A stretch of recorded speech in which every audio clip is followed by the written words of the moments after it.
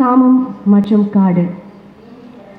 கண்களில் சிவப்பேறிய ரப்பர் மரத்தின் முன்பு உலக கலவிகளின் ஒப்பந்தத்தை கிழித்துவிட்டு மடை தளர்த்தி குழி அமர்த்தி குருவால் ஒன்றால் கழுத்து பகுதி என அனுமானிப்பதை கீறி பின் பிசுபிசுக்கும் திரவத்தால் காடெங்கும் பூக்கச்செய்.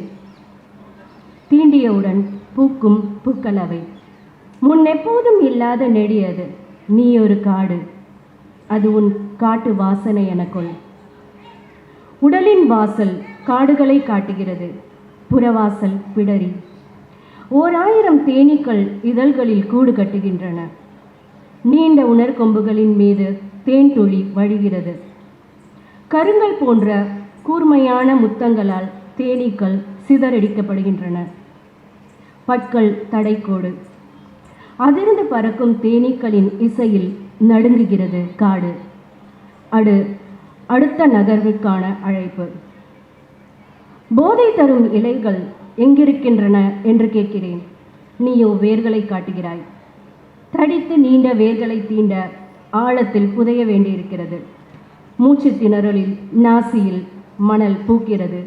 பூக்க பூக்க உதிரும் மணல். உதடுகளை பிரிக்க மனமற்று தொடங்கி உதடுகளை பூட்டிக்கொள்ள மனமற்று மடியும் மயக்கம்.